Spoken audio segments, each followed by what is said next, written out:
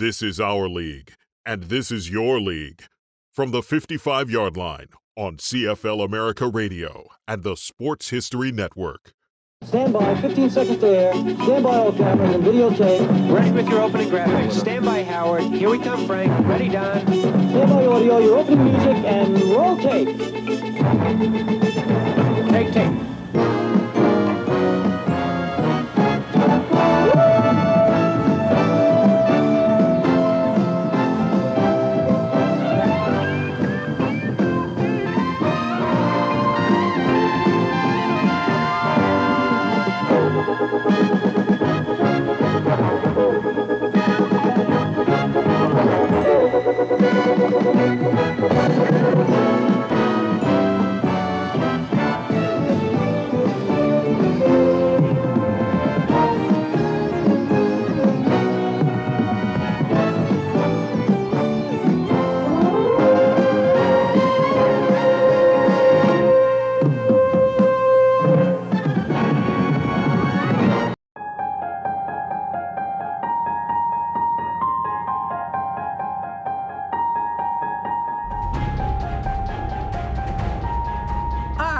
The big announcement.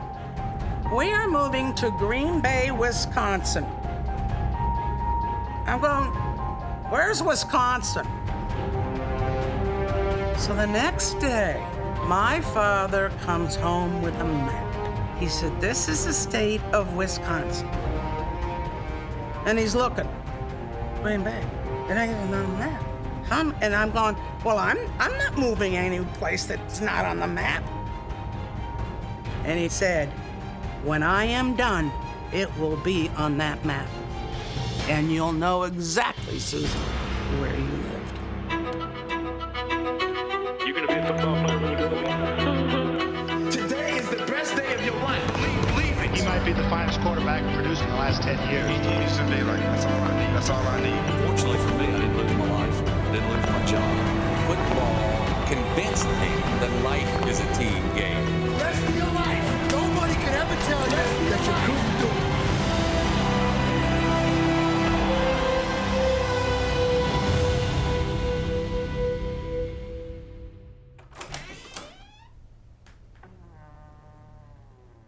Winning, well, I think it's only natural that anyone would think that to win is important. That's the reason you're in this business. If you have any kind of pride or any kind of dedication or any kind of backbone or spunk to you, you should try to be the best in your own profession, regardless of what it is. Anybody who has the idea that just to play or just to take part and that's all that's necessary, I think he's in the wrong business. I think he's in the wrong country. Let me put it that way. I think one of the things that made America great is to try to be the best in everything that they do. And the best, again, is signified by winning.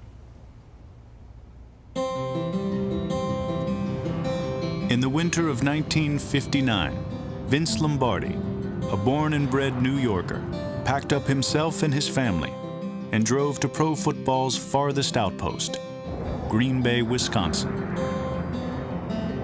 It may have been the Siberia of the NFL, but to the new head coach of the Packers, Green Bay marked the end of a long and frustrating road that began 45 years earlier.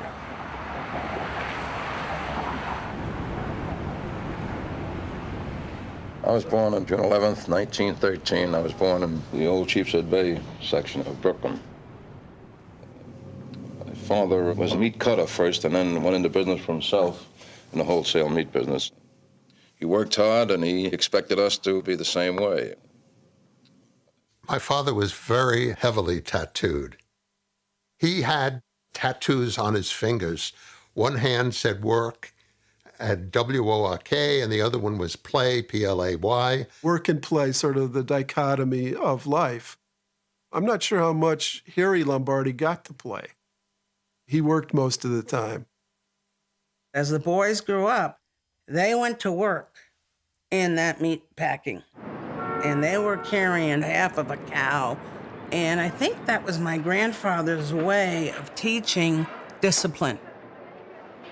Hauling meat held little appeal to the Lombardi's eldest son, Vince, who was urged onto a more spiritual path by his mother, Matilda. We've always been made aware of the importance of church.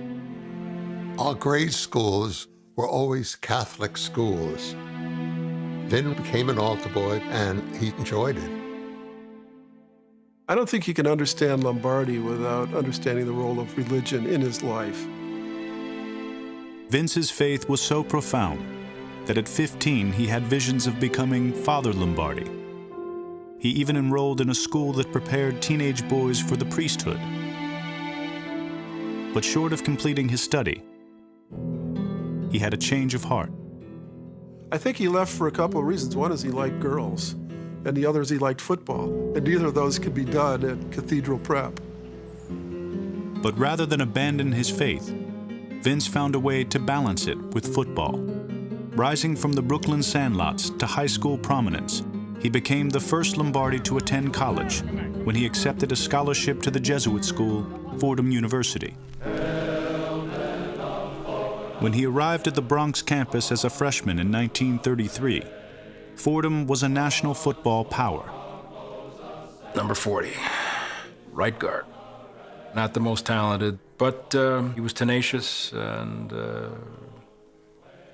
never quit. Nearsighted and colorblind. Doesn't matter for an offensive lineman. You don't have to see too far. Removed from the sheltered world of his Italian neighborhood, Vince was being exposed to the harsh realities of life.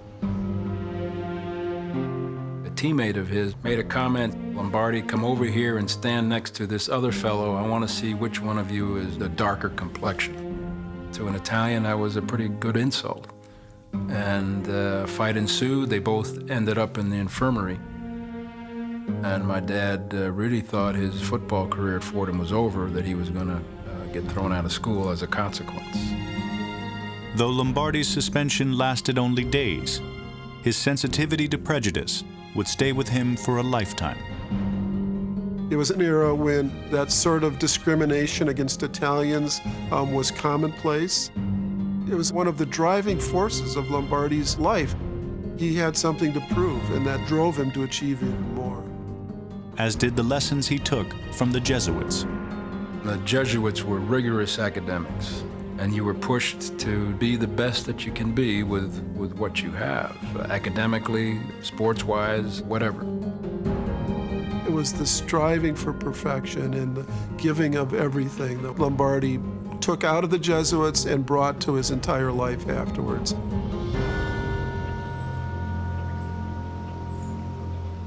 Lombardi was often injured and sat out much of his first 3 seasons. Once healthy, he played both offense and defense and became a fixture on Fordham's celebrated line, which was never better than during a showdown with national power Pittsburgh, a game that came down to a goal line stand. Bobby LaRue crashes the line, only to find Fordham's magnificent forward wall holding him at the line of scrimmage. The game ended in a scoreless tie. Fordham remained unbeaten. It was his proudest moment as a football player. He was one of the heroes of that great game in their finest season. The Fordham line wrote itself into college football lore, and the undersized Lombardi was immortalized as one of the 7 blocks of granite. He wasn't a great player, but he was part of this group. And that's what the 7 blocks represent, this group all working in concert.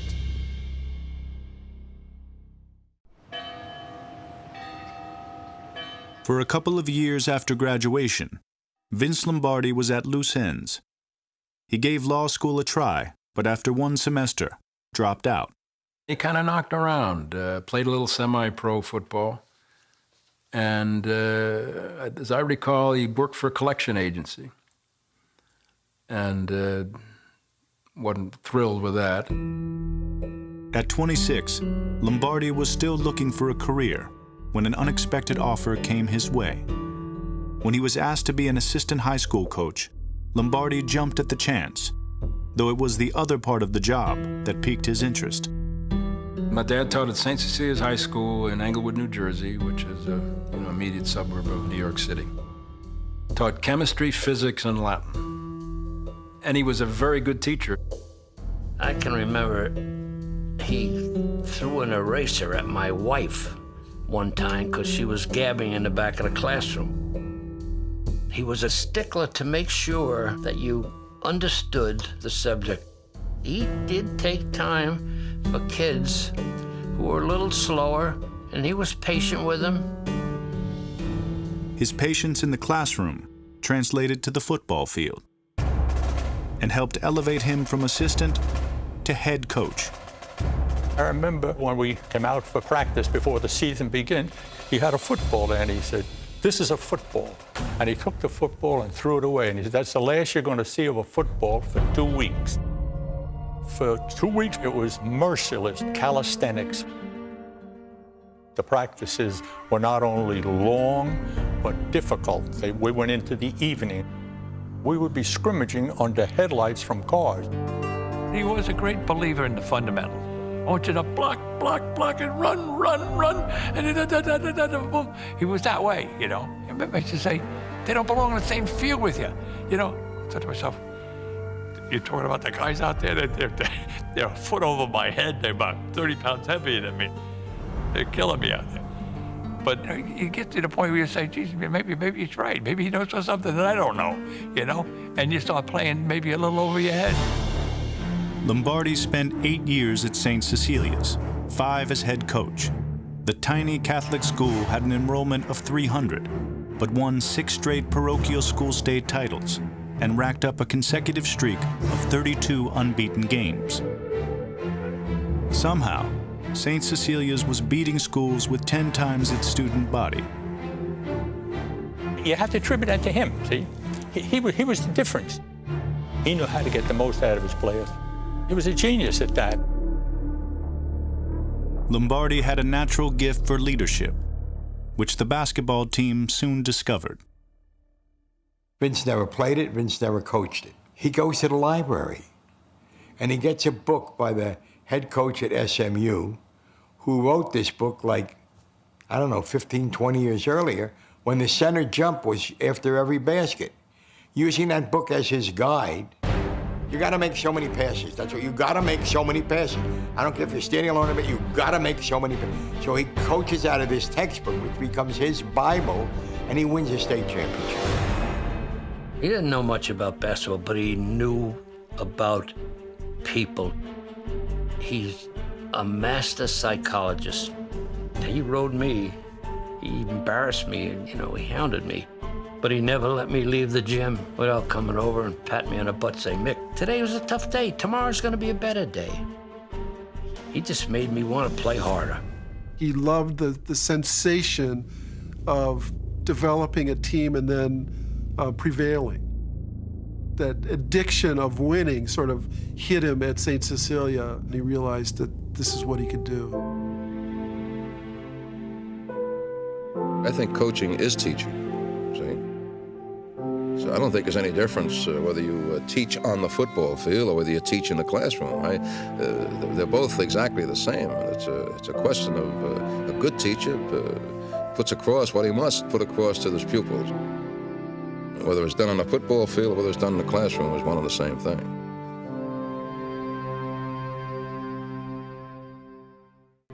While at St. Cecilia's, Vince Lombardi found a clear path to his future. In 1940, he married Marie Planitz, his college sweetheart and the only girl he ever dated. Within 2 years, son Vincent was born. Daughter Susan arrived 5 years after that.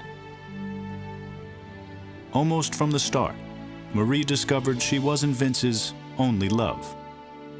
They were in their honeymoon, and my father turned to my mother and says, "Well, honeymoon's over. I gotta go home, go to St. Cecilia's training camp." I honestly believe that she taught herself football, and she made up her mind that she was going to try to become a part of his life. They had ups and downs in their marriage, almost always related to the fact that he was obsessed with something else, and that football was indeed his mistress. By the time Lombardi was in his mid-30s, leading a small high school team no longer satisfied his growing passion for coaching. He had bigger dreams and thought he could fulfill them at his alma mater. He moved on to Fordham as an assistant coach with the belief that he would be the next head coach. But Lombardi was basically shut out and completely disappointed, and the frustration started.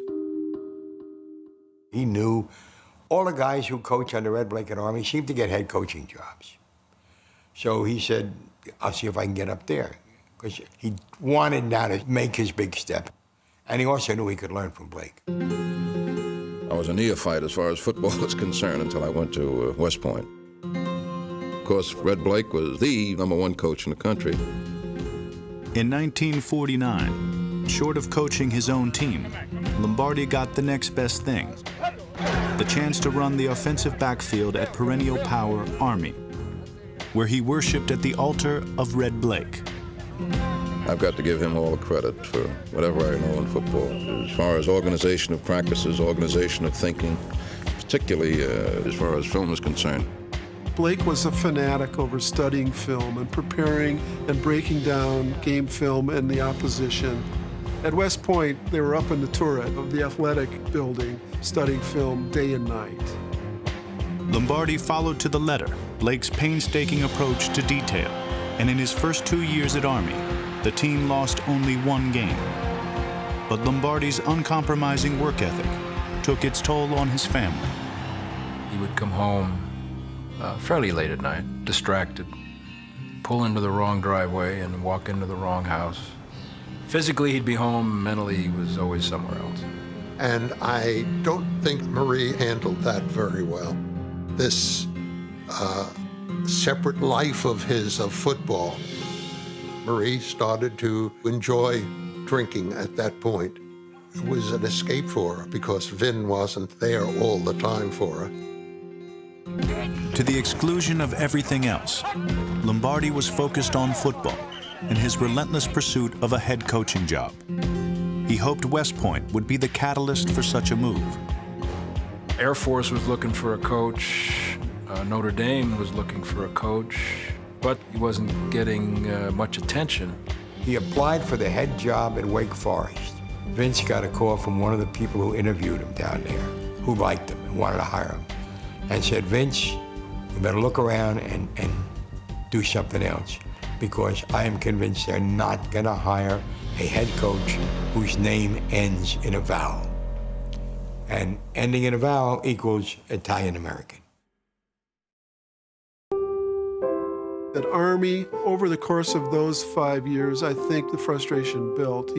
He started to see some of the other assistant coaches getting head coaching jobs elsewhere, and Lombardi was being passed up.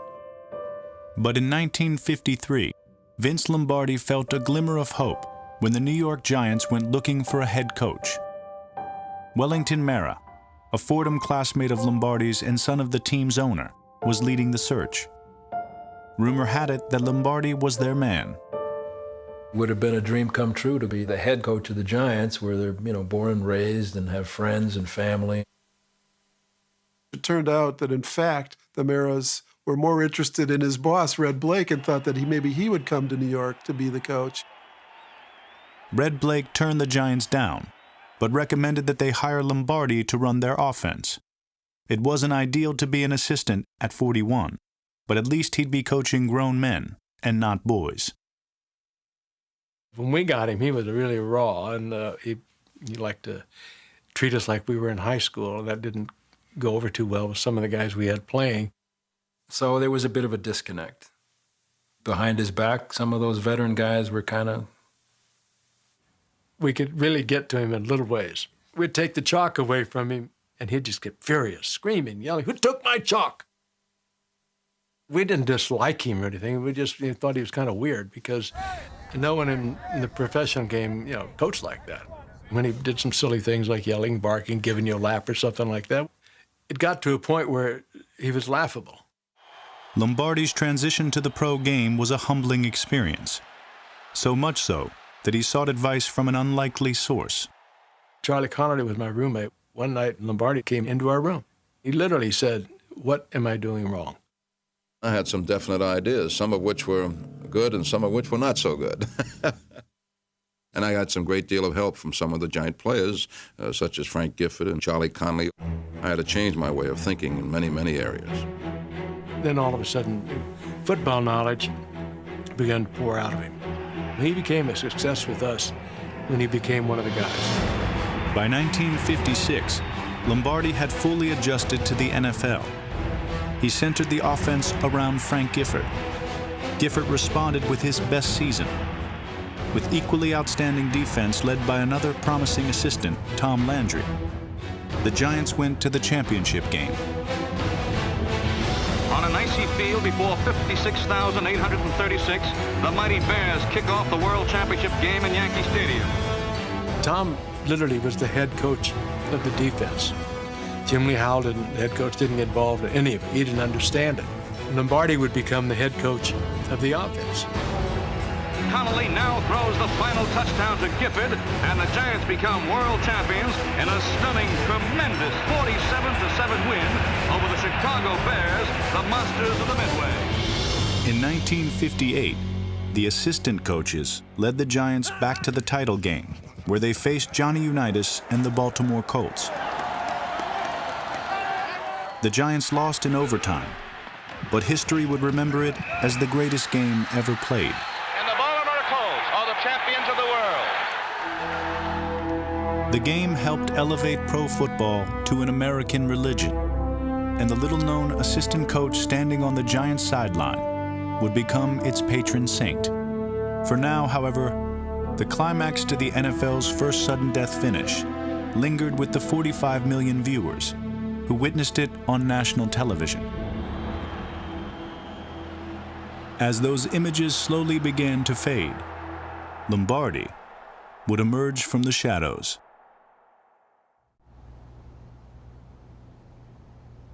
I had felt that I had done what I could for the Giants, really, and I just felt that it was time for me to move, really, and I made it a point to try to move. I couldn't do anything with the Giants. I couldn't advance anymore. I had to be more or less accept what I was with the Giants, and that's what it was. And otherwise, I was status quo as far as the Giants were concerned. I wasn't going to be satisfied as an assistant coach, and I wanted to be a head coach of a professional football team, and Green Bay gave me the chance to be one.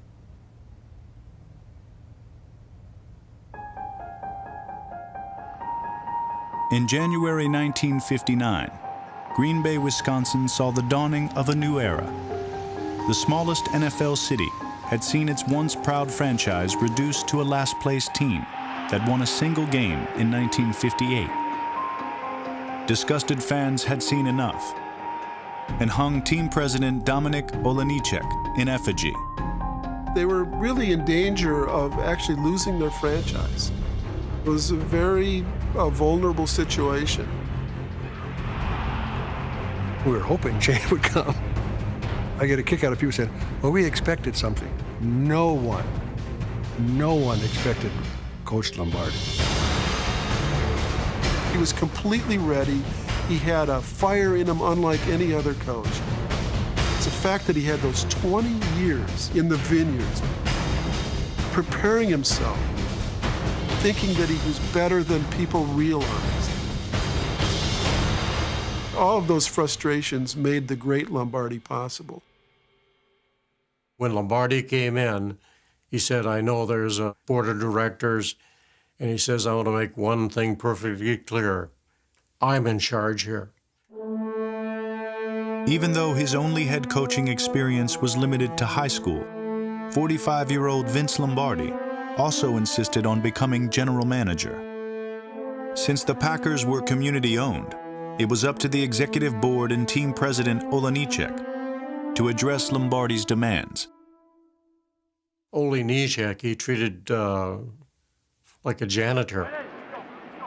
Early on, they played a inter-squad game, and Lombardi sat up in the stands, and Olejniczak came down the next day, and he said, here's a list of things that the board of directors said were wrong. And Lombardi took the paper, crumpled it up, threw it on the ground. He says, I'll coach the damn team. You got to remember something. Vince worked so hard to get where he got. Failure could not be an option because he always believed in his heart he'd never get another chance. tell you how proud we are to have you a part of the Packers, just as you should be proud to be here, to be a part of this team. When he walked into the meeting and he looked us right in the eye, he said, "Gentlemen, we're going to relentlessly chase perfection, knowing full well we won't catch it because nothing is perfect.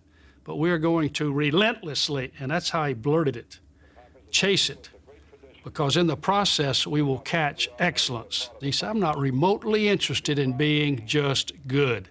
Holy mackerel, man, I was just up like this. I didn't even need a seat to sit on. I was like this, ready to go.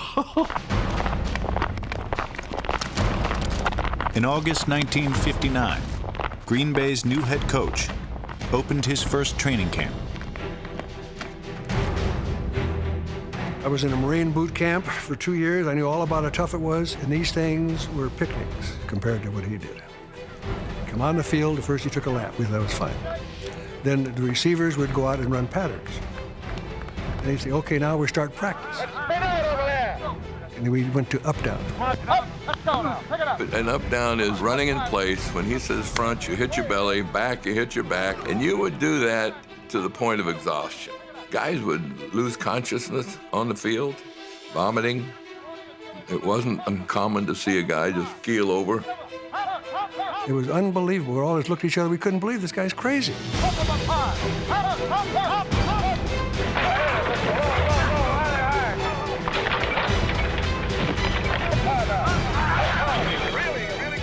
Big thing is that he recognized the talent which was there. We had a lot of talent. Nitschke, Jimmy Taylor, Ringo, myself, Forrest Gregg, Horning, Starr. There were 13 guys who were Pro Bowl, All-Pro, or Hall of Fame on that 58 team. And we were 110-1. I believe we'll have a nucleus about which we can build the future. Lombardi's first official game as head coach had finally arrived. Hosting the Bears, Green Bay pulled off an upset, winning 9-6. It was only the first game of the season, but the Packers celebrated as if they had won the championship. I think it was self-preservation. Make him happy. Maybe he'll be nicer on us tomorrow, but I don't know. The Packers ended up with a 7-5 record, their first winning season in 11 years. Now that his authority went unchallenged, Lombardi was free to instill in his players the same values that had been driven into him. I think the Jesuit influence was there, you know, the discipline, the striving for excellence. And he really incorporated a lot of that into both his personality and the way he conceived of a football team. You either had to believe in him and live to his values and his discipline and everything he was about, or you're out of here. After a dismal decade, the Packers were responding to Lombardi's leadership. Too slow getting in there. Man had his man way the hell back here. You never get to the hole. The teacher was schooling his players on everything, from how to read a defense to how to tell time. Lombardi time is early time. A minimum 5 minutes early. 10 minutes early. 15 minutes early. We all ran on Lombardi time. Yeah, we all became compulsive punctuals. The first time I went to, the bus was to leave at 11 o'clock. I got there at 10 of 11. I was 5 minutes late. Come on, run. As trivial as it seemed, there was a method to his madness. I really think what was behind it was these guys were his guys. They were playing his game under his auspices. And he wanted them to accept what he said, and then that became gospel. Here was a man that I just liked from the day we met him in that first meeting. But because I had not shown much in his eyes, I had to work my way up there. A 17th round draft pick in 1956 out of Alabama, Bart Starr had little to show for his brief NFL career. He now had to prove he could be the leader Lombardi wanted him to be. That process would start on the practice field. I throw a pass and it's tipped. The ball is intercepted. And he is chewing my you-know-what out. Just unbelievable. So I said, "Coach, may I see you after practice?" He said, "Sure." So I went down into his office and said, Coach, I can take your chewing. That doesn't bother me. And I said, yet you chew my you-know-what out in front of the entire team, and yet you want me to be leading that team. Please don't chew me out in front of them. If you want to chew me out for something, please do it here in your office. He never, ever chewed me out in practice again. I think it was a turning point. He turned a lot of players around. And don't forget one thing, you can't coach if the player hasn't been taught. Here's what they do in the past defense. And he taught. I'm saying you have to change every time. You see, and you shouldn't change every time. But I can say this, I think this is a sure pass. You're always kind of saving a little bit to stay alive, you know. You're not giving him everything you got, but you're giving him quite a bit. And he wanted every ounce of ability you had. And he would not relent, and he wouldn't stop until you gave it to him. I jumped off sides one time in a scrimmage, and he got in my face, and he said, Mister, the concentration period of a college student is 5 minutes, high school is 3 minutes, kindergarten is 30 seconds. You don't even have that, so where's that put you? Put me checking my shoe shine. I go up in the locker room, sitting there, chin in my hand, elbow in my knee, looking at the floor, thinking, I'm never gonna play for this guy. And he came in the door, came across the room, slapped me on the back of the neck, messed up my hair. And he said, son, one of these days you're gonna be the best guard in football. And he turned around and walked away. And that started my motor.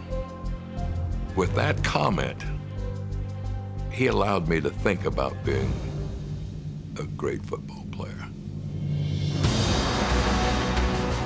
And from that point on, I worked my tail off. I gave him everything I had. It made a profound impact on my life. The Packers' turnaround was in full swing. In only his second season, Lombardi brought Green Bay its first division title in 16 years and won them a trip to the 1960 NFL title game against the Philadelphia Eagles. Clock continues to run. 10 seconds. Packers have time maybe for one more play. Star takes the ball. Trailing 17-13 with time running out, the Packers came up 9 yards short of their first championship under Lombardi.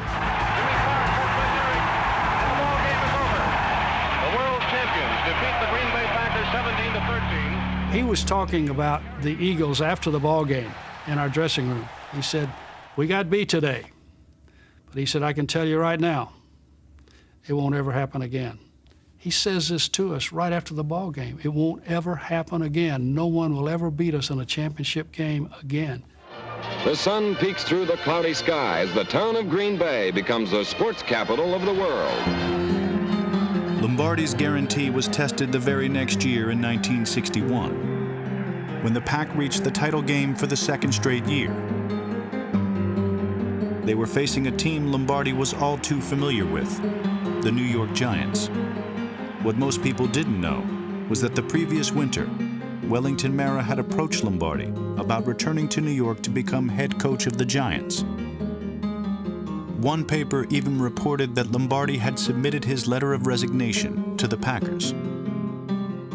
He left New York actually presuming that he would return to New York and be the coach of the Giants. Mara was acting on an agreement he thought was in place with Dominik Olenicek. Mr. Mara's view was that when he gave Mr. Olenicek permission to talk to me to come to Green Bay, that it was understood at the time that if a position was available in New York that I was to come back. Mr. Olenicek said he did not have that understanding. Had Lombardi returned to the Giants, history would have told a far different story. As it was, Lombardi and Mara were still friends, right up to game time. The night before the championship game in Green Bay, they went out to dinner, and my dad drove Mara to the restaurant, and they had a good time. And then as the dinner wound down, my dad just kind of pops up and says, we're going to beat you tomorrow, and leaves without Mara having a ride home. Green Bay comes up to the line. Snap of the ball, Paul Hornung off the right side, cuts at the 5, touchdown. The Packers won 37-0. Lombardi had his first NFL championship. and the defeated Giants could only admire the coach they almost had. Packers have won the championship. In only 3 years, Lombardi had taken a nucleus of talent and shaped it into a team of champions. And nothing embodied Green Bay's success more than a seemingly routine running play. Gentlemen, this is the most important play we have. It's the play we must make go. It's the play that we will make go. And it's the play that we will run again and again and again. In Green Bay, the play was known as the power sweep. It perfectly suited Lombardi's love of precision, teamwork, and brains. It's a kind of a complex play that looks very simple. There's a lot of things that have to happen for the play to work well. If they do this, we do that. If they do that, we do this. And we adjust to where the defense goes, so the defense is almost always wrong, and the back will run to daylight. To Lombardi, the sweep was more than a play.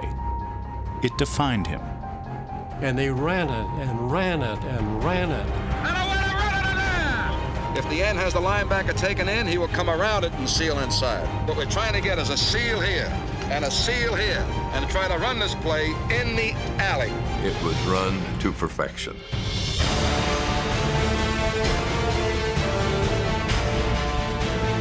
Lombardi didn't invent it, but he took everything to a different level than anybody else because he was Lombardi, and he had an obsession that was deeper than anyone else's. He adopted it and used it as the signature of his offense. Lombardi became the definitive expert on the power sweep and shared his enthusiasm for the play with anyone that would listen. I saved up everything I had to go up to a coaching clinic, and Vince Lombardi was the speaker. Now, at this time, I was a young coach. I was coaching in junior college, and to be honest with you, I thought I knew it all. And I go in and I sit in the back. You know, this is how stupid I was and naive. Vince Lombardi, you know, the guy that's up there talking, and I'm sitting in the back row like I'm in church.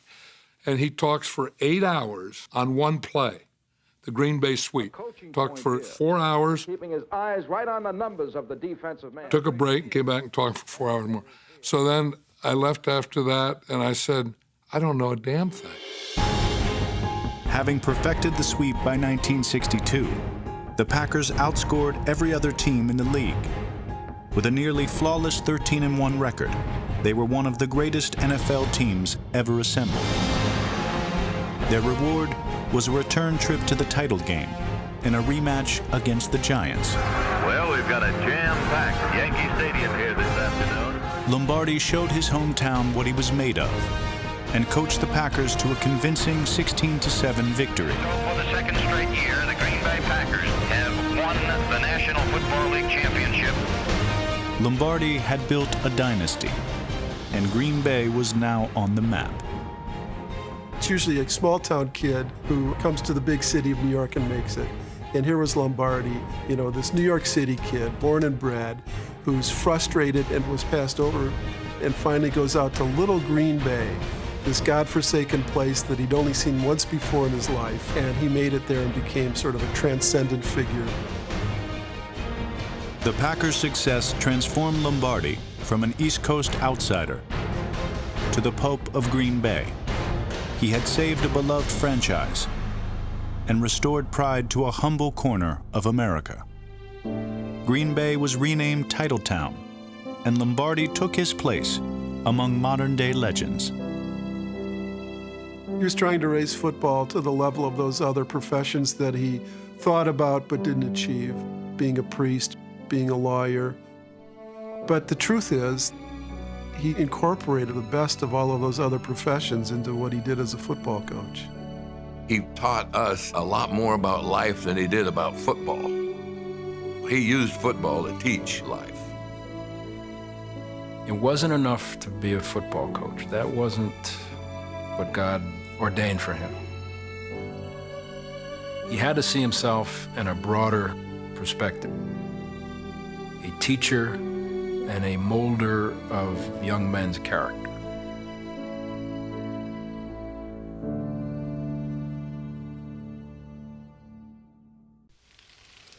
He's very tense the first part of the week, because that's when the hard work is.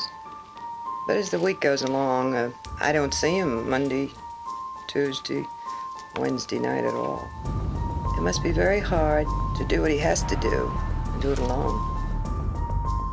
Football coaching takes a great deal of time. It takes every minute of your time during the season. From the first part of June through January, there are no days off. You work every day and you work long hours. You work from 7 or 8 in the morning till 12 or 1 o'clock the next morning. I think we can work 64 give and 65 give either way, right? My mother used to say, you don't talk to my dad on Monday and Tuesday. You never in your life seen anything more open than that. Wednesday, you can kind of have a conversation with him. Thursday begins to lighten up. That's the best one right there. That was the best one right there. Friday, Saturdays, he figures he's done everything he can, and he's pretty civil. Though Vince Lombardi was living his dream, he allowed himself little time to enjoy it. During the season, his only respite came on Sunday nights at his house in suburban Green Bay. Sunday night after a Packer home game, Lombardi and all of his pals congregate in the basement rec room of his house in the bar down there. I wouldn't be a bit surprised if he be the referee on a game in Milwaukee. There are martinis and highballs, and everybody's smoking. It's the quintessence of the late 50s, early 60s. People are a little tipsy, and Lombardi, if they've won, is on top of the world. Right here. You know, he's got that loud voice and his arms around everybody, and he's laughing and trying to tell jokes himself, but not very successfully. Get over the foot. Make sure everybody knows you go. You know, you're at that peak emotionally, and then you need something to get off this 50-story ledge you've been on. It's his way of, you know, kind of coming down and with people that he trusted. You know, you have a couple scotches and be having a good time, and then all of a sudden you could just see him ratcheting and thinking about the next week. This is Vince Lombardi. I look at this, I look at my behavior, I say, has this become a game for madmen, and am I one of them? That's exactly what I meant. It's a game for madmen, and I'm the biggest madman of them all.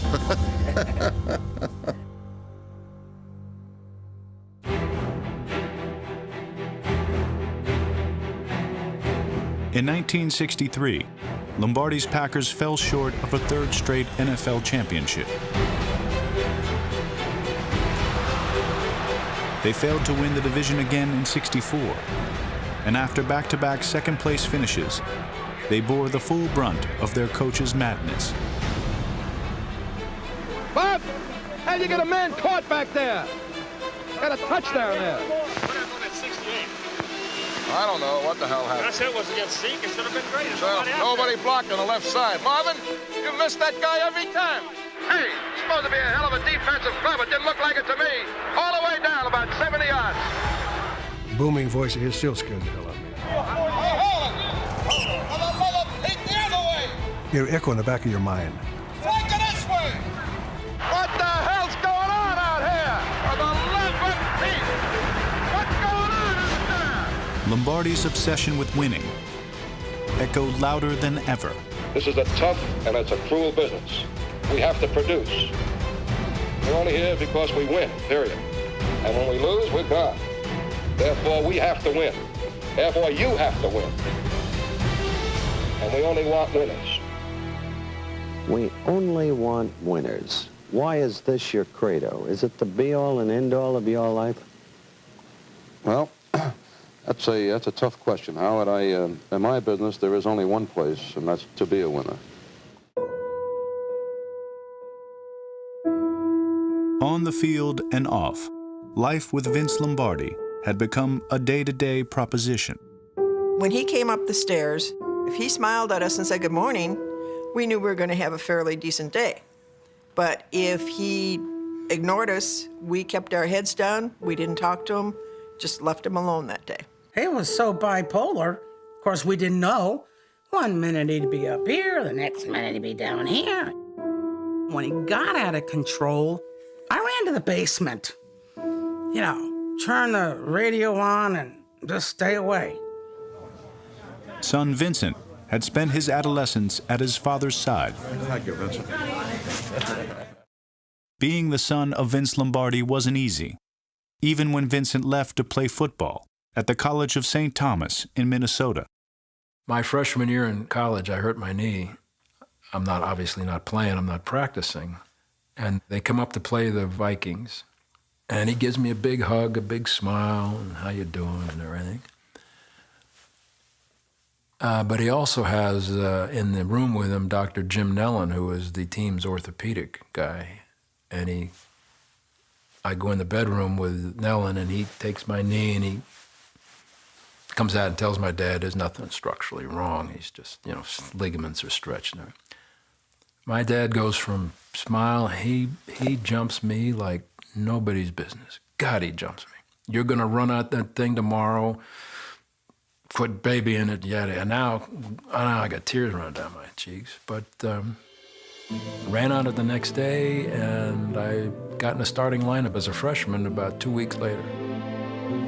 He knew better than I. With Vincent gone, the house took on an almost eerie silence. You could hear a pin drop in our kitchen table. My mother was quiet, my father was quiet, and we just ate our dinner. I traveled with this team. That was my father's way of keeping the family together. So my suitcase laid on the floor open 12 months out of the year. I hated it. But who was I gonna tell I hated it? Daddy, I hate this? Only one person was able to handle that chore.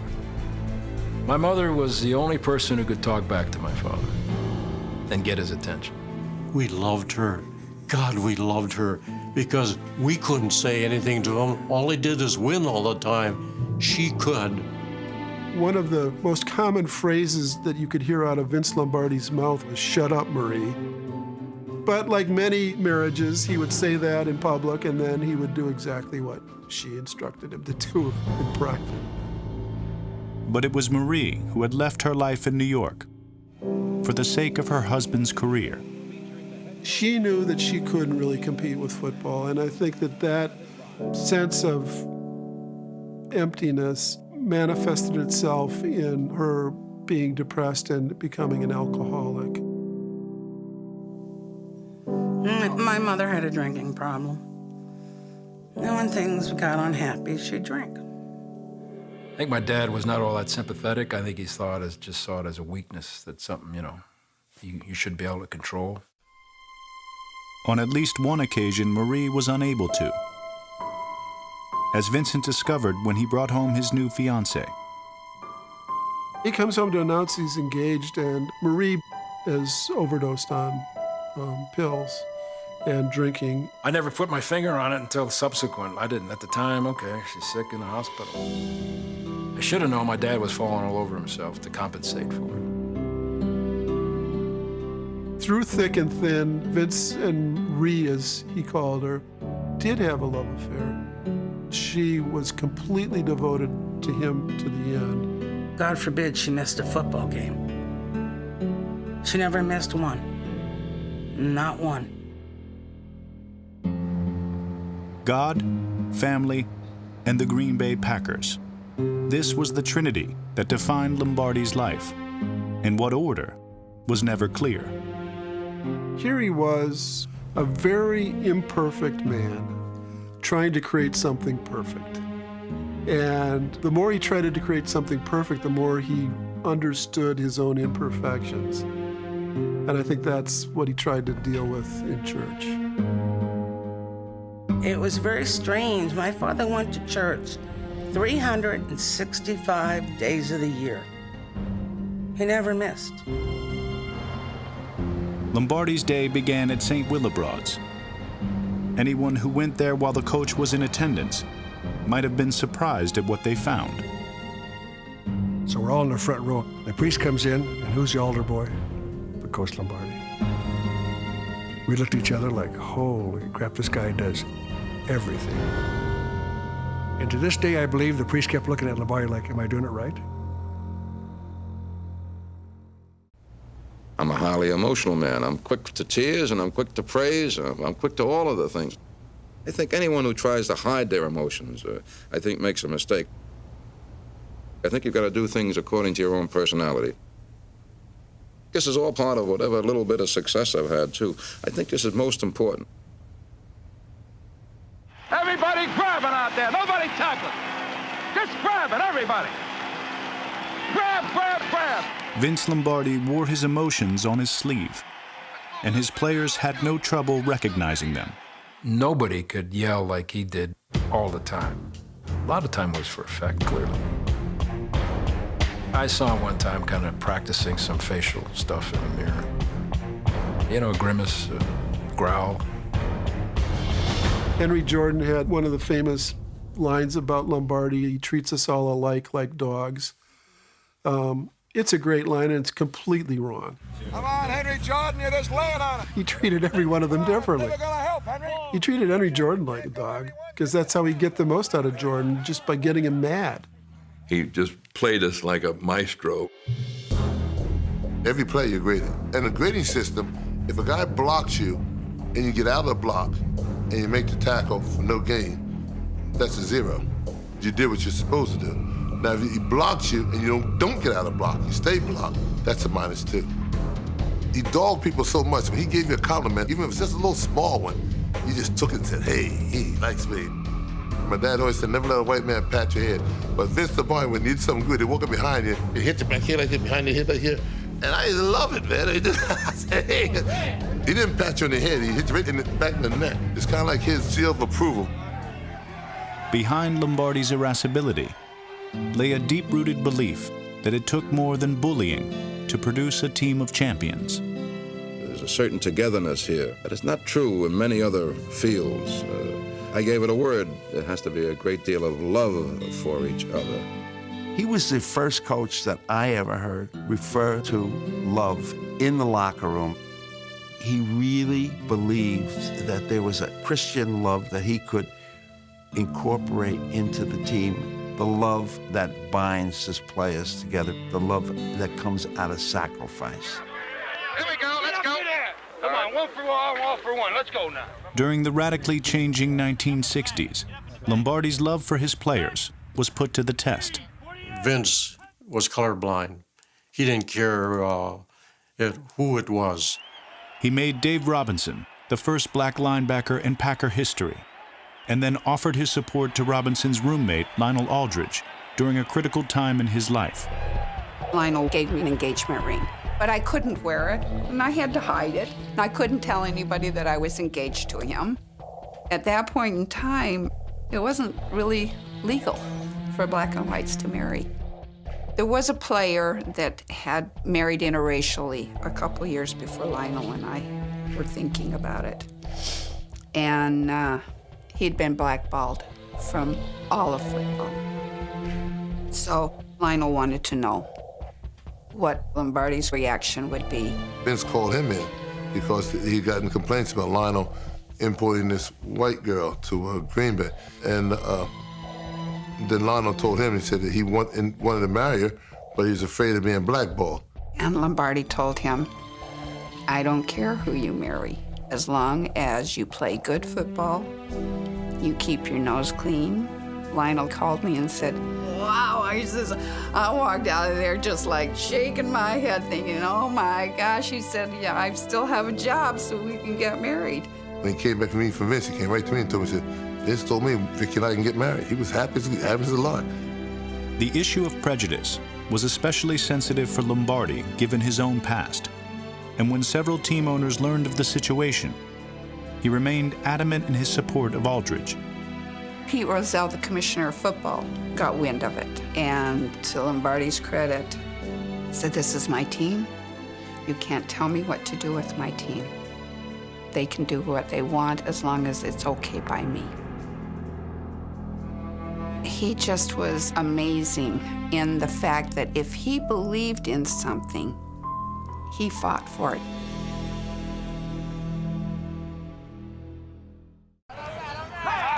By 1965, the bond that Vince Lombardi had cultivated with his players translated to success on the field.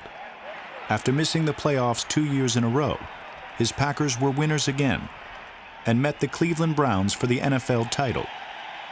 The game was no contest.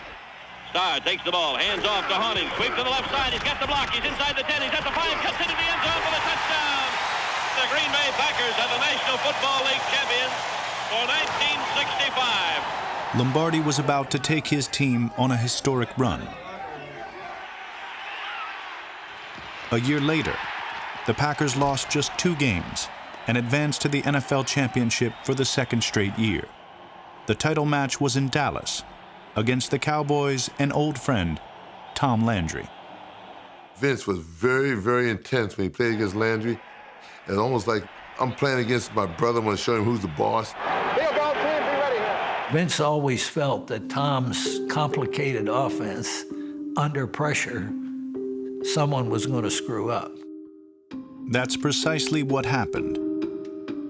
With Dallas trailing by a touchdown in the closing minutes, an offsides penalty pushed the Cowboys back to the Packers' 6-yard line. With 45 seconds remaining, Dallas was down to its last chance. If the Cowboys go in here and kick the extra point, we're going into overtime. They've got one play to travel 2 yards. Meredith takes the ball, rolls out to the right. He's going to be nailed. A pass away, and it's intercepted in the end zone by Tom Brown. The hero of the play was Dave Robinson, who had pressured Don Meredith into throwing the game-winning interception. I had really played it wrong. If I had missed Meredith, he could have walked in. Defense is seek and destroy, and I just knew this was the time that I could go get him, so I did. But it wasn't the way it's drawn up on the playboard.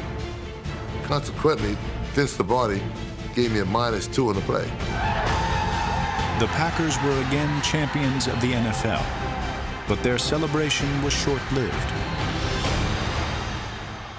Pro football supremacy was about to be contested in the first Super Bowl, pitting Green Bay against the Kansas City Chiefs, the rival AFL.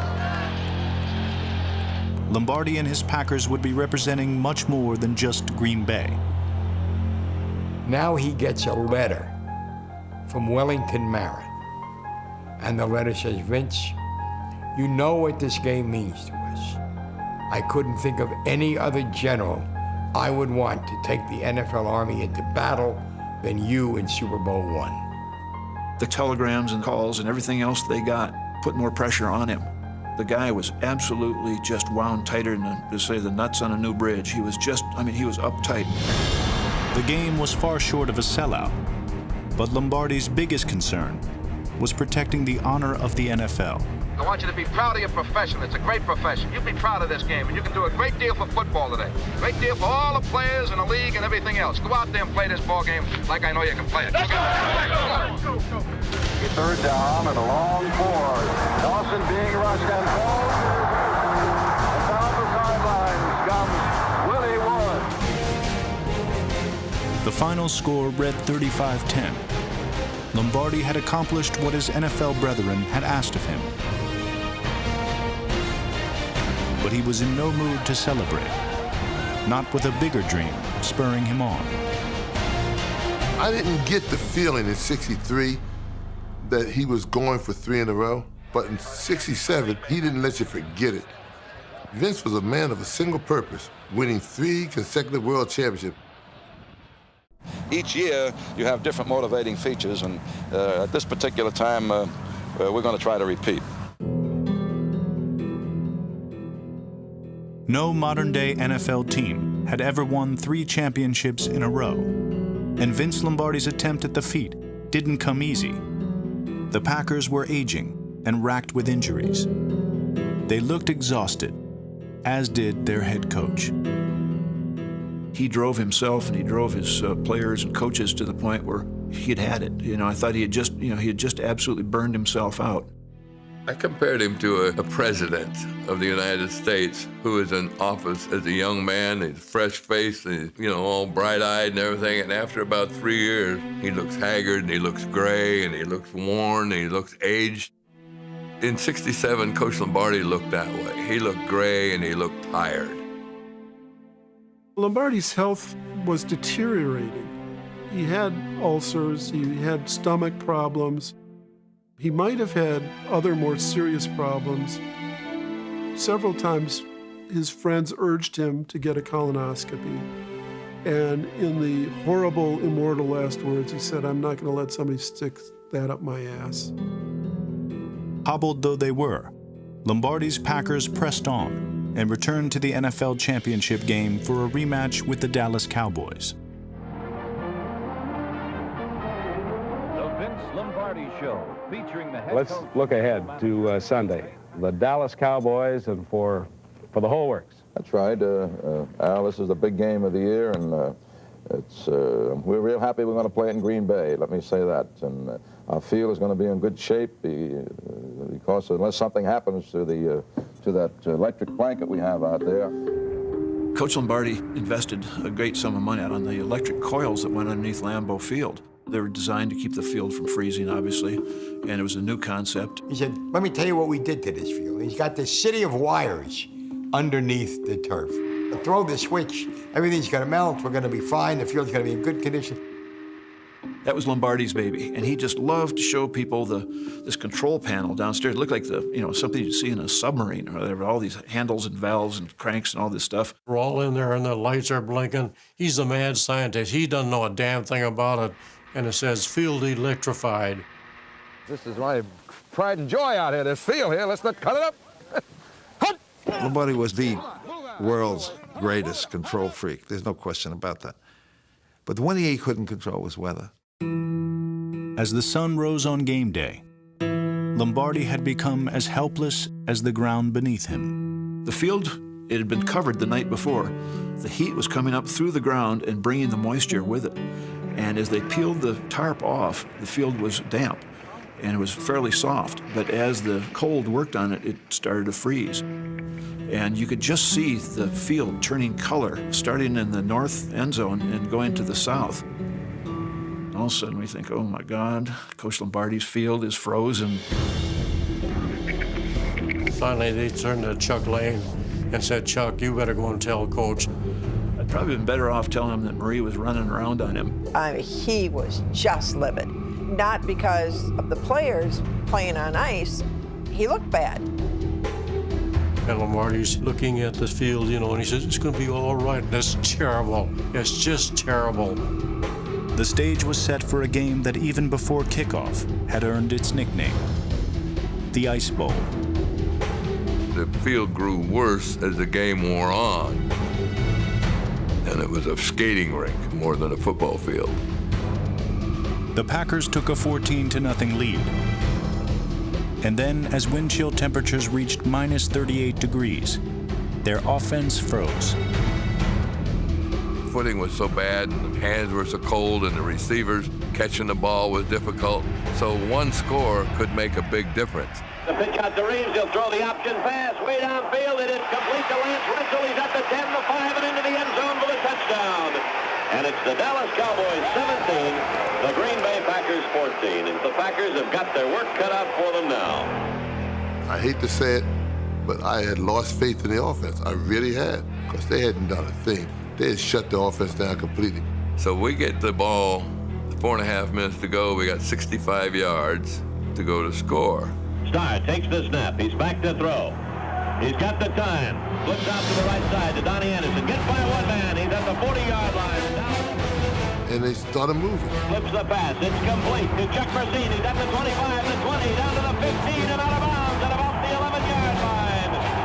There's a minute and 11 seconds remaining in this game. In the most adverse conditions they had ever faced, the Packers moved down the field in 9 plays and into position to score a game-winning touchdown. I Actually, I was looking for a suggestion from Jerry Kramer, Forrest Gregg, as to what particular type of play and what kind of blocking that we should particularly run in that area. Only even block would be odd, wouldn't it? Yeah, probably odd blocking. The players spotted a weakness in Dallas defensive lineman Jethro Pugh.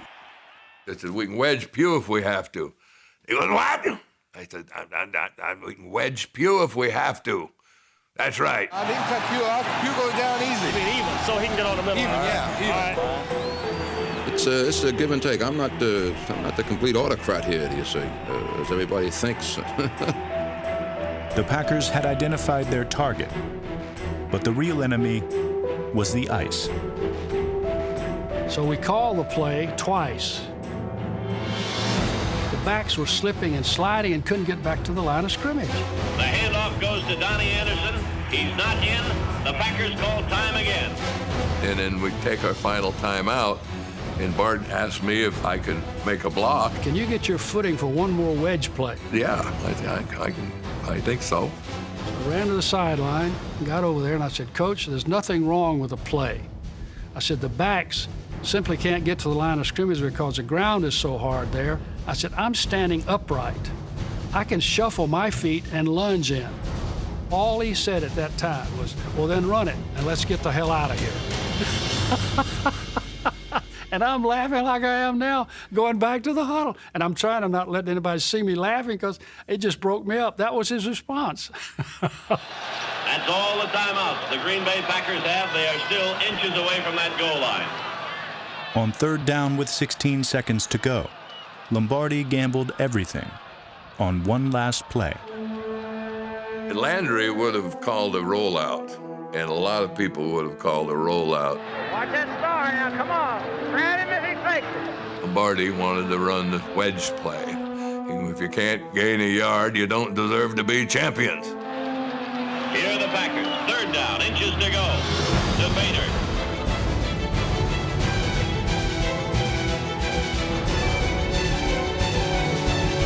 Star begins the count. Takes the snap. He's got the quarterback taken. And the Green Bay Packers are going to be NFL champions for the third straight year.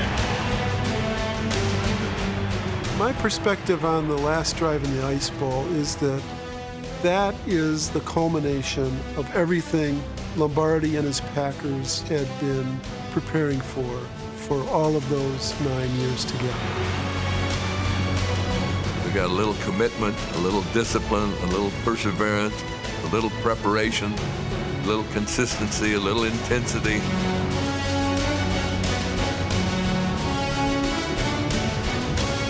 We reached down, we got a little bit of Lombardi.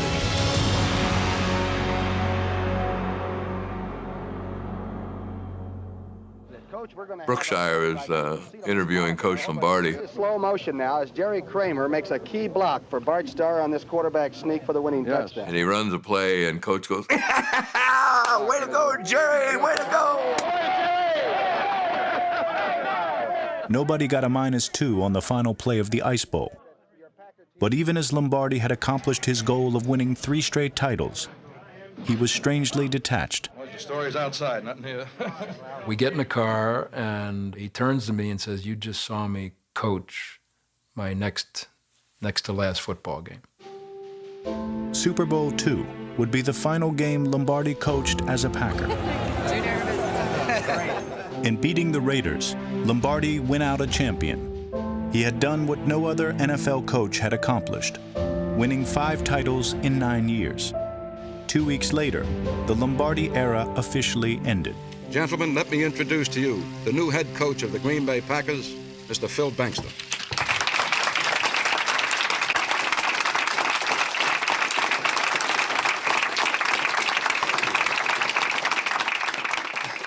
I think that in part it was the accumulation of the stress. I think it was partly his health. I think he was afraid, honestly, about what would happen to him if he kept coaching. No longer head coach, Vince Lombardi was confined to the front office, where he concentrated on executive duties. Jets aren't doing so good, are they? With his workload cut in half, he also had plenty of time for personal appearances. Most times, streets are named after the deceased. I hope this is not... I just want you to know I'm not dead. Lombardi had become an icon. Richard Nixon was once contemplating putting him on his ticket as vice president in 1968. And of course, Vince Lombardi. But in fact, Lombardi was a Kennedy Democrat. His message, which had made him so successful on the football field, operate on Lombardi time, resonated with business leaders and the after-dinner crowd. But once you have won their hearts, they'll follow you anywhere. But in time, Lombardi grew uncomfortable with the one message that had come to define him. Winning isn't everything, but it's the only thing. In our business, there is no second place. Either you're first or you're last. He told me one day, I wish the hell I'd never said that. I said, well, don't you believe it? He said, what I believe is if you go out on a football field on Sunday or any other endeavor in life, and you leave every fiber of what you have on that field when the game finally ends, then you've won. And to me, that tells a lot more than the final score. And I never made that clear. What's the one thing you want from each and every man who plays for you? I want him to give 100% on every play that he is in as far as the Packers are concerned. But when his appearances were over, he went back to an office and not a football field. I think at that point he realized that he'd made a heck of a mistake. You'd see him on the practice field just wandering around and looking, and you're going, I turned to my mother, I said, Mom, he's so depressed. He just walks, shoulders over, like, well, I can't say anything, and I see some things that are going on wrong. And he'd walk, and he'd walk, and he'd walk. It killed him. He's an old lion that was away from the pride. They actually had to soundproof the booth in Lambeau Field that he would stand to watch the Packers because he was yelling so much. They didn't want the press to hear it. I could hear the beating on the wall when the Packers were screwing up, you know.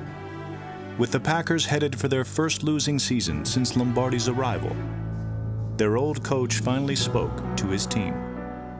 He went in and talked to him, and I was sitting at the desk doing some work and talking on the phone, and he came in, so it was just he and I in there. And he said, there's a damn many things I wanted to say to him. He said, I don't know why I have to whip him all the time. And I said, Coach, you trained him with the whip, you can't put it down. He said, yeah. And all of a sudden, he takes his chair. He was just inside the door. He takes it over and puts it facing into the corner. And he breaks down and cries. He just bawled like a baby. There's so damn many things I wanted to tell him. I was sitting at my desk one day, and he called me in to take dictation, and I thought it was just regular dictation, and all of a sudden I realized he is dictating his letter of resignation to me. I was into a couple of lines, and I thought, oh my God, he's actually leaving. I'm under contract with the Packers as a general manager for the next 5 years, and I've asked for release from that contract to take a position with the Washington Redskins as their executive officer, also a coach, and also for a substantial position with equity.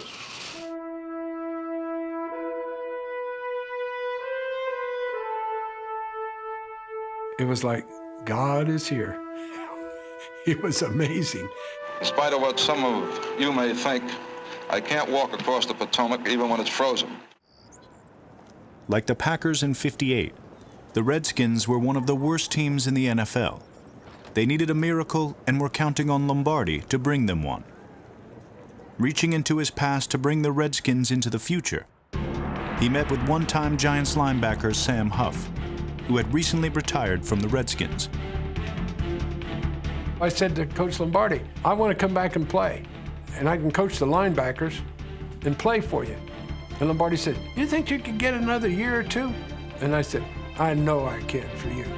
The Redskins already had their Bart Starr and gifted but free-spirited Sonny Jurgensen. He wasn't talking about rebuilding and going down the road to win. He was talking about now. He was talking about right then, and you believe that. He made everybody believe in his program. Lombardi had never had a losing season and wasn't about to start now. In '69, he coached the Redskins to their first winning record in 14 years. With Jurgensen leading the way, they won 7 games, the same win total posted by Lombardi's first team in Green Bay.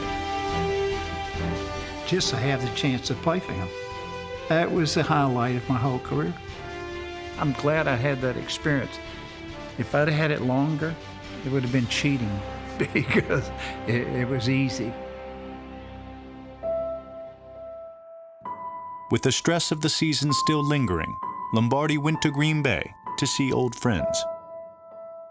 He comes over the house and greeted him outside with a nice big hug and handshake, and we come inside to take him on a cook's tour of the home, and my wife said, "Coach, none of this would have been possible without you."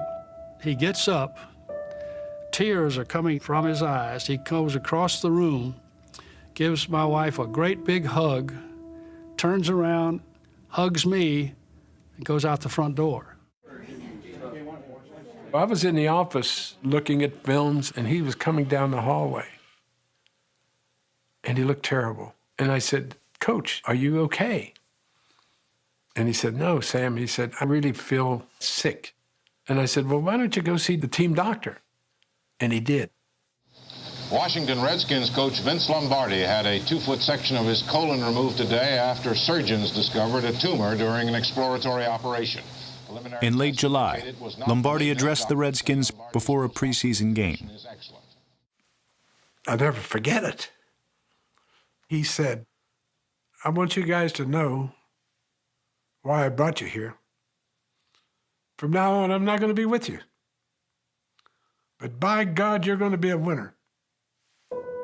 The next day, on July 27th, Lombardi was readmitted to Georgetown University Hospital for a second surgery. I remember getting a call, follow-up, that the surgery wasn't successful and that he was terminal.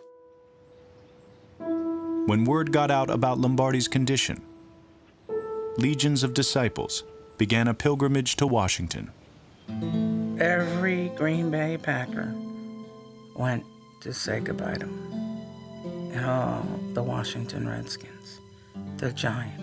And once it all came out that the coach was going to die, those players flocked in there it was like, I have to say goodbye.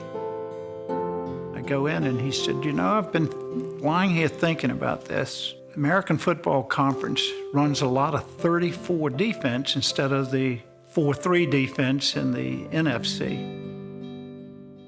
And I'm going, here's a man that, it's just, I don't know how long he has to live, and he's sitting there thinking about ways to beat defenses. It was 6 or 7 o'clock in the evening when I went into his room. He opened his eyes and looked at me, and I went over and took his hand and told him how much I appreciated our time together and that he'd had a great impact on my life. And I loved him for that. I took the train down, and he was actually alone. He knew who I was, and he kind of laughed, and I squeezed his arm. And we talked about the weather or anything. What do you say? And I remember grabbing him by the arm, and as I was leaving, he looked at me and he said, "Frank, it really hurts."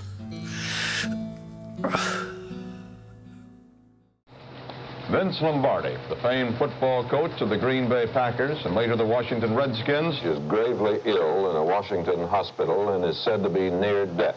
Lombardi's wife issued a statement at Georgetown University Hospital in Washington, which said he was suffering from an extraordinarily virulent form of cancer. We'd heard on the 6 o'clock news that he was in the hospital, and then my mother subsequently called me that night or the next morning, I can't remember, saying it was serious business and I better come out. My dad and I didn't communicate too well. I'm sure it was both of our faults. I never had any doubts my dad loved me. But he was hard. I had to probably grow up to his level, and I was probably getting there, but didn't have time. And he said, "Come here." And somehow he got his hand out, and he put my hand in his, and he just squeezed it. And then I realized that my father was going to die. Mr. Vincent Lombardi, coach and executive vice president of the Washington Redskins, died at 7:12 a.m. today at Georgetown University Hospital. I usually wake up in the morning listening to Paul Harvey, and I opened up my eyes, it was raining, and I heard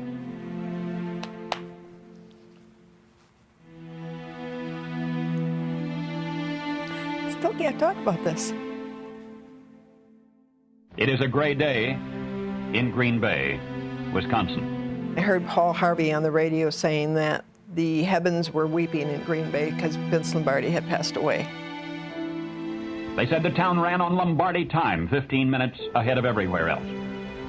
And elsewhere, in an era in which many sought to deify the common man, some of us continued to thrill to the accomplishments of the uncommon ones: Rockne, Leahy, Bud Wilkinson, Bear Bryant, and the incomparable Vince Lombardi. Vince Lombardi and his uncompromising determination to be the best could not alone inspire us all. Let that be his epitaph. Unbelievable that this great man at age 57 had died. He was too darn tough and too mean to die, you know, but he died. It was something that nobody could really comprehend. On Labor Day 1970, 4,000 mourners silently filled the streets of Midtown Manhattan. From every corner of America they came, the anonymous and the anointed. Players, executives, even mentors gathered their collective grief as they filed into St. Patrick's Cathedral. Vincent Thomas Lombardi was finally home. It was the first time I really shed a tear at a white funeral, see. And I didn't mean it derogatorily. I was just trying to say that this guy, even though he was white, he was like a father to me.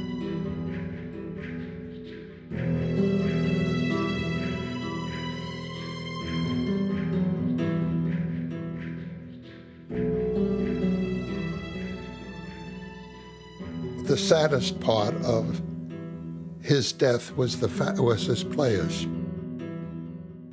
You could see the sadness inside of them.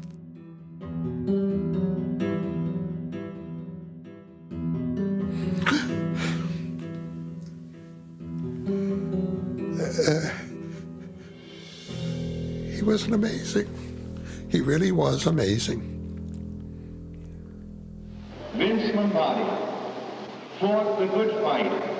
We believe in that last struggle with death, this man won the final victory. We're in the car, and we went into Jersey. I went like this to my brother, and I said, "Look." And all these people, they were lined up on hills everywhere, waving the flag as my father went by. That made the day. I think he had a profound effect on people. I think a lot of his players realized that they never would have come close to being the players and the human beings that they subsequently became without him. I don't know that you even had to be a player for him to feel that way. Just by his presence and the way he conducted himself, he had that strong faith. And yet he yelled, screamed at you, he would embarrass you. And if he did chew on you, it's because he thought at the moment that it was appropriate and that it would do you some good. He never did anything out of malice. He had a good heart. Everything came from his heart. It really did. People say to me, oh, gee, you know, couldn't have been easy. I say, you know, you're right, but if it's 17, 16, 15, you'd say, okay, this is it. This is how it's all going to play out. I would have said, well, give me a pen. Where do I sign off? I think he would have done this.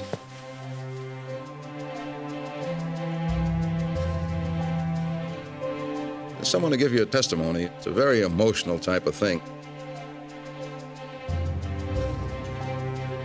Gives you with great many thoughts, really, as to why and as to who and to where and whether you're particularly deserving. I'm very fortunate to be respected in my own profession. I think I've got to place a great deal of value on that.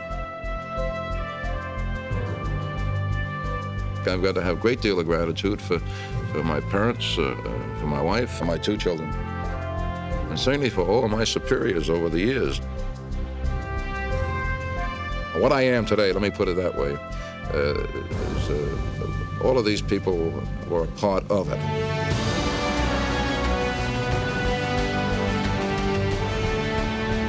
A man should get, maybe at the end of his life, 1 testimony. Everybody should go through it once. Once is enough. As far as myself is concerned, I know my future happiness has to be some other place. I'm going to try to do these things as well as I can here in order to attain someday maybe a greater happiness. That's about the size of it.